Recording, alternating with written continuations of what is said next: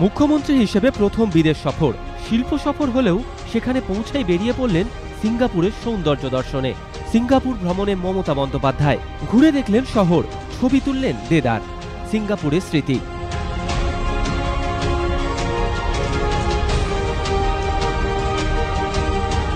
নীল সাদা রঙের বেশ কয়েকটি বাড়ি দেখে উচ্ছ্বসিত হয়ে পড়লেন মুখ্যমন্ত্রী। তার মনে পড়ে গেল কলকাতার কথা। নীল সাদা তো তাঁরই আইডিয়া। নীল কালার তারা আমাদের থেকে নকল করেছে না আমরা করেছি? কোনটা? সব আমাদের থেকে নকল করেছে। শহর ভ্রমণে বেরিয়ে সবচেয়ে বেশি সময় ব্যয় করলেন পক্ষী উদ্যানে। সোমবার সকালে সিঙ্গাপুর পৌঁছন মুখ্যমন্ত্রী। দুপুরে বাসে চেপে বেরিয়ে পড়েন নগর দর্শনে, সঙ্গে মন্ত্রী আমলারা। 3:15 নাগাদ পৌঁছন কুইন এলিজাবেথ পার্কে। আজাদিন ফৌজের স্মারকে শ্রদ্ধা জ্ঞাপন করেন মুখ্যমন্ত্রী। এরপর সিঙ্গাপুরের সৌন্দর্য উপভোগ করতে করতে গন্তব্য জুরং পক্ষী উদ্যান। রং বেরঙের নানা প্রজাতির পাখি। দর্শক মমতা বন্দ্যোপাধ্যায়। পাখি দেখলেন, পাখিদের খাওয়ালেন। কখনো পায়ে হেঁটে, কখনো ট্রামে চড়ে উপভোগ করলেন জুরং বার্ড পার্কের সৌন্দর্য।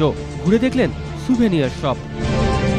শিল্প সফরে এসে পার্ক ভ্রমণেও মুখ্যমন্ত্রীর সঙ্গেই অভিনেতা দেব ও প্রযোজক শ্রীকান্ত মোহতা। সিঙ্গাপুরের শিল্প সফরের প্রথম দিনে প্রায় 1.25 ঘন্টা সময় মুখ্যমন্ত্রী কাটালেন পাখি দেখে। জানালেন পাখিরালয়ের ভাবনার কথা। পক্ষী উদ্যানে সময় কাটানোর পর মুখ্যমন্ত্রী পৌঁছন সিঙ্গাপুর রামকৃষ্ণ মিশনে। সেখানে রামকৃষ্ণ বিবেকানন্দকে শ্রদ্ধা জ্ঞাপন। মঙ্গলবার সিঙ্গাপুরের প্রধানমন্ত্রী লি সিয়েং লুংয়ের সঙ্গে সৌজন্য সাক্ষাৎ করবেন মমতা বন্দ্যোপাধ্যায়। তৃণমূল নেতা খুনে অভিযুক্ত তৃণমূল নেতা। বীরভূমের খয়রাশোলে তৃণমূল নেতা অশোক মুখোপাধ্যায় খুনের ঘটনায় ক্রমেই জোরালো হচ্ছে শাসক দলের গোষ্ঠীদ্বন্দ্বের তত্ত্ব। রবিবার এফআইআর এর পর সোমবার সরাসরি বাবার খুনের জন্য তৃণমূল নেতাদের দায়ী করলেন নিহত অশোক মুখোপাধ্যায়ের ছেলে বিশ্বজিৎ। তার অভিযোগ, ঘটনার দিন স্থানীয় তৃণমূল নেতা যোগেশ্বর চট্টোপাধ্যায়ের বাড়িতে খুনের পরিকল্পনা হয়। তার অভিযোগ, এই চক্রান্তের মূল মাথা নিহত খয়রাশোল ব্লকের প্রাক্তন তৃণমূল সভাপতি অশোক ঘোষের ছেলে বিশ্বজিৎ এবং তাঁর ভাই দীপক ঘোষ। বিশ্ববিদ্যালয়ের অধীনস্থ 21টি স্কুলের 42 জন আধিকারিককে পদ ছাড়া নির্দেশিকা যাদবপুরে, যাকে ঘিরে বিতর্ক তুঙ্গে।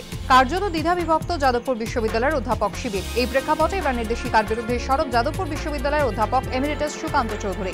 বিশ্ববিদ্যালয়ের অধ্যাপকদের একাংশের বক্তব্য, সুকান্ত চৌধুরী তাঁদের ইমেল করে নির্দেশিকার বিরোধিতা করেছেন।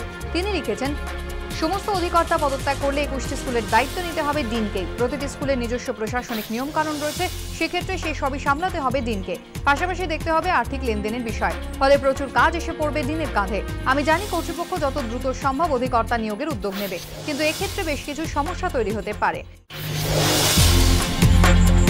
রাজারহাটের আটঘরা এলাকার সর্বত্রই এখন জ্বর আতঙ্ক। সম্প্রতি সৌমি আক্তার মোল্লা নামে এক মহিলার মৃত্যু হয়েছে। তার পরিবারের আরো 2 সদস্য জ্বর নিয়ে নার্সিংহোমে ভর্তি। পরিবারের দাবি ডেঙ্গিতে মৃত্যু হয়েছে সৌমির। এলাকার আরো অনেকেই জ্বরে আক্রান্ত। স্থানীয়দের অভিযোগ, পরিস্থিতি অত্যন্ত গুরুতর হলেও নিয়মের জাঁতাকলে পড়ে সুচিকিৎসার ব্যবস্থা হচ্ছে না। কারণ মেয়াদ শেষ হয়ে যাওয়ায় রাজারহাট গোপালপুর পৌরসভার সিপিএম পরিচালিত বিগত পুরো বোর্ড এখন আর কাজ করতে পারছে না। উল্টোদিকে মহকুমা শাসককে রাজ্য সরকারের তরফে প্রশাসক হিসেবে নিযুক্ত করা হলেও তার হাতে আরও একটি পুরসভার দায়িত্ব থাকায় তিনিও এখনো পর্যন্ত কাজ বুঝে উঠতে পারেননি, যার জেরে এই অব্যবস্থা বলে দাবি স্থানীয় বাসিন্দাদের।